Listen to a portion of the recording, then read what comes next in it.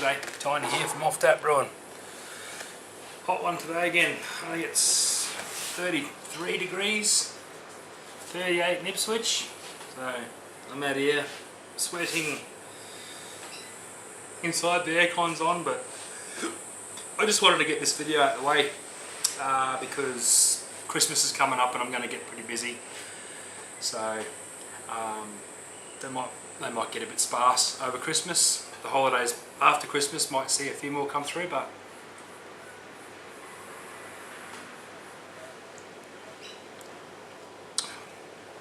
that's a nice little saison, nice little dry that I did a couple of weeks back.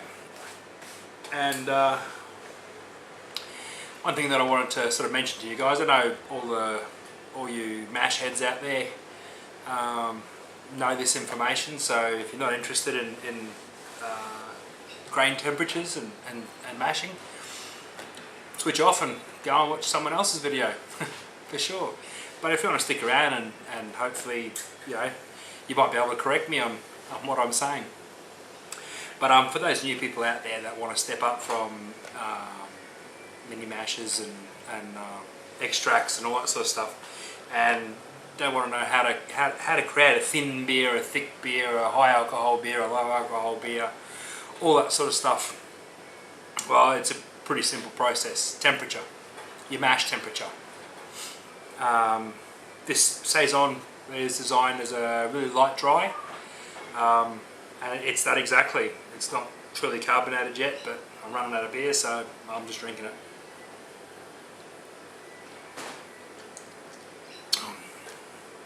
A little bit of flavour, it's there in your mouth and then it's gone. A little bit of bitterness, it's there in your mouth and then it's gone. It's a dry for sure. Rolls off your tongue and leaves nothing. But it's quite refreshing on a day like today. It's like you've just had you feel like you're drinking water sort of, because it's very low, pretty low in alcohol. I think this one's 3.5%, but that was what I wanted, a low alcohol beer. Now the way I achieved that was in my mashing temperatures. I don't really want to go into protein, I don't really go into acid rests and things like that. I just want to talk about your protein rests, your saccharification and dextrinization. Now, saccharification occurs at a lower temperature, but not only. It's not specifically at the lower temperature. I mean lower temperature, I mean probably 65 degrees and under. Time for you guys in the States to convert Celsius to Fahrenheit. I've been doing it for years, so I'll leave that up to you guys. 65 and under, it's called the saccharification rest, and you're creating fermentable sugars. Beta amylase, I think it's called, or something like that. I'm not sure of the scientific name, but you're creating fermentable sugars. Dextrinization, 65 and over, you're creating non-fermentable sugars. Now these temperatures aren't, you're not going to hit 66 and you're not going to have any any fermentables in your work. That's not true at all. You're going to lean towards more dextrins in your work than less. Like the lower the temperature, the less non-fermentable sugars. The higher the temperature, the less fermentable sugars. They cross over. The temperatures aren't exclusive. It's not an exact sort of thing. I mean, you can put it at you can get a beer at 68 degrees, and it holds its body really well. It's a very heavy bodied beer, very big beer. Now, temperatures and times. A thin beer like this, I did at 64 degrees, and it's come out real thin, real crisp, real dry, real good. But the lower the temperature, the longer the saccharification rests. If you're going to go down to 63, 64 degrees, you're going to want to put your saccharification rest up to 90 minutes plus. Like, I don't do the iodine test. I haven't got my hands on the iodine yet, but from what I've read and what I understand, the lower the temperature, the more time you need to convert those sugars. Obviously, the higher the temperature, the less time. At 66 degrees or 67 degrees, you can get away with a 45-minute dextrinization rest. The beauty of my system, my Braumeister, is I can hit 40 minutes saccharification, fermentable sugars, and then do 20 minutes dextrinization, non-fermentable sugars. What's it called? Step infusion or something? Step mashing or something? Step mashing. You got your single infusion mashing, where you put your target temperature at, say, 72 degrees if you want a 56 degree mash, and you drop your grain in. As long as your grain's around 22, 23 degrees, you drop your grain in, your mash temperature drops, stir it all up, boom, you got your 66, 65 degrees, which is your target temperature. You lock that up, and that's your rest for that hour. Well, with the Braumeister, I can step it up. I can do rests. What are they?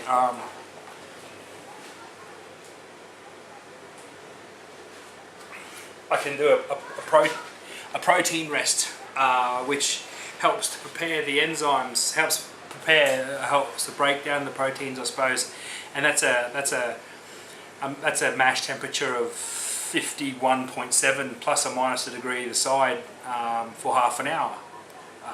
Very similar to an acid rest. An acid rest sort of changes your pH of your mash, which allows your grains to work a bit better, or to like lagers and things like that. You want your pH down to 5.2 or something like that. Let me have a look. Protein rest. You want to do it with a pH of 5 to 5.5. But an acid rest, you can do an acid rest, and then you don't need to do a protein rest. And any pH above 7 is considered basic. The closer you get to blah blah blah blah blah blah blah. Where's the good part? Get back to the acid rest. Now the enzymes in the mash create fermentable sugars and break down the proteins. Work best at slightly acid pH level between 5 and 7. 5.1 to 5.3 is best. Optimal with certain types of malts, blah blah blah. I don't know. I don't really do it. I do a mixture. I do a hybrid acid and protein rest because it's the same temperature. So I do it for 20 minutes at 53 degrees. So that's. Oh no, sorry. The acid rest is done at 35 degrees. Okay, I'm actually in at 45. Alright, well, that's something I learnt. I learnt something too today. Well, we're both learning. They say, you've got to learn something new every day. There you go. I should have read that better when I first read it. Anyhow, back to what I wanted to get onto. What I was talking about. Your temperatures and rests and times. Obviously, the less temperature, the more time. If you want to mash a lager at 63 degrees, do it well over an hour. Do a 90-minute mash, just to make sure your conversion's all finished. And as you gradually go up, with your mash temperature, if you're doing single infusion, then obviously you can bring your time down to, I think, an hour is good at 65. 65 degrees, an hour is good. I'm not real sure. It's something that you guys will have to test when you start all graining, with the iodine test, or there's other tests out there. But yeah, I think I've lost track, but I think I've said what I want to say. Just a very quick video. It's friggin' hot. To those new guys out there, just simple. Remember, if you want to create a lager, longer mash time. If you want to create a lower temperature, longer mash time. Higher temperature, shorter mash time. If you've got means, like if you want to get into decoction mashing, where you put your mash in and then you take a percentage of your mash out and boil it and bring it back over. Obviously, when you boil or you cook something with sugar in it, you're going to caramelize it like toast.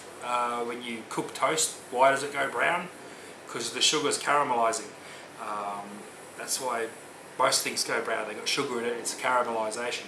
Onions, caramelizations. Onions are actually sweet if you can get past the hot poison in them. They do breed onions that are really off topic here, but they do breed onions that are actually sweet to bite. You know, they've taken that defense mechanism out that onions have, and they're very, very sweet. But that's why onions caramelize, and that's why, you know, that's why things do what they do. So if you're decoction mashing, you are taking out and you are bringing the temperature up, as in the Braumeister, but without elements. You are bringing hot mash back over and stirring through to raise your temperature. So every rest you want to hit, you're raising your temperature with hot mash, bringing it back over after it's boiled. Increases your colour because it's caramelisation, increases the flavour, caramelisation, because you're boiling it to bring it back over. But that's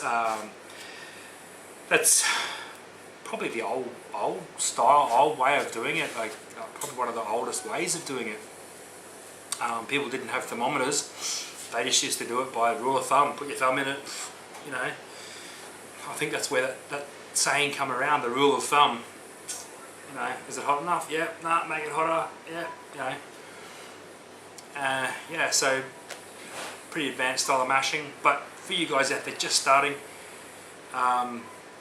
If you're doing a lager, as I've probably said 3 times now, if you're doing a lager, higher time, lower temperature, a dry 63 degrees at 90 minutes to an hour or whatever. If you're doing a stout, 40 minutes at 68 degrees.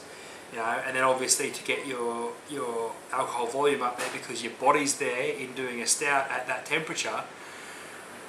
When you'd add candy sugars and dextrose and all these other things to bump your alcohol up, it doesn't mean that your wort has no fermentables in it at that temperature. As I said, once you hit the 65 degree mark, you change over into creating more of one and less of the other, and vice versa.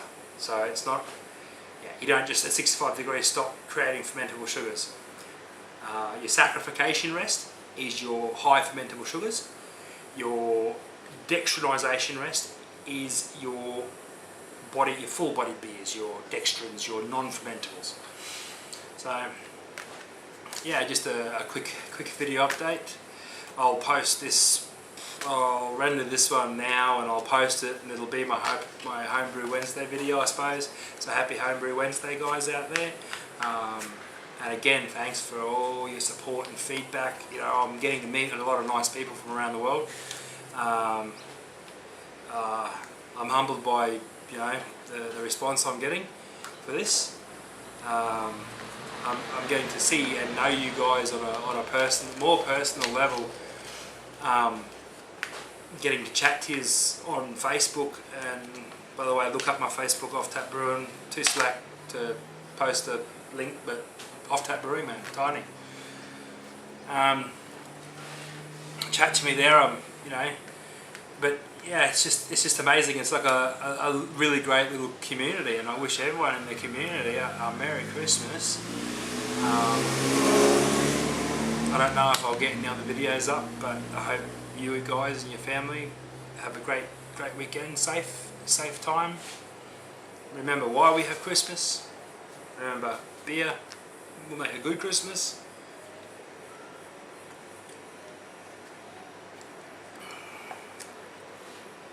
And yeah, thanks for all the thumbs up.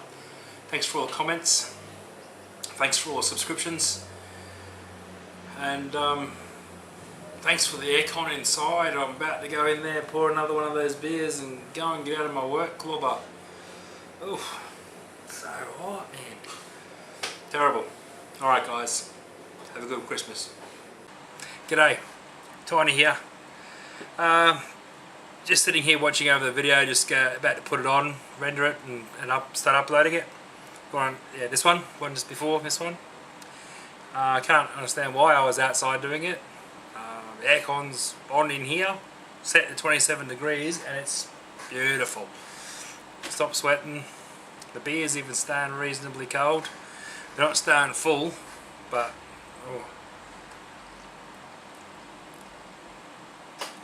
oh, I did forget to mention the House IPA, a House Imperial IPA video that I did. There is an implication that there is a part 2 to that. But after watching the videos, and Big Secure, you know what I'm talking about, getting too pissed while you're doing it, they got a bit off tap. So I just didn't like my language, I didn't like some of the things I was saying, so I got a bit loose, you know, loosened the nuts off a little, and you know, so yeah, I'm not going to be doing a part 2 to that one. But yeah, that's what you get when you... Yeah, that was a recipe I brewed for myself, so while I'm brewing that recipe, while I'm brewing recipes for myself, I will drink all day in the hot sun and that. And as you can tell, I'm not much of a sun type person, and yeah, I get a bit loose. So yeah, there'll be no part 2 to that. Anyhow, I'll keep this bit short. Yeah, I just wanted to give a special shout out to Chubby Glutton Brewing. This one's on you, bro. Remember, beer makes you smarter.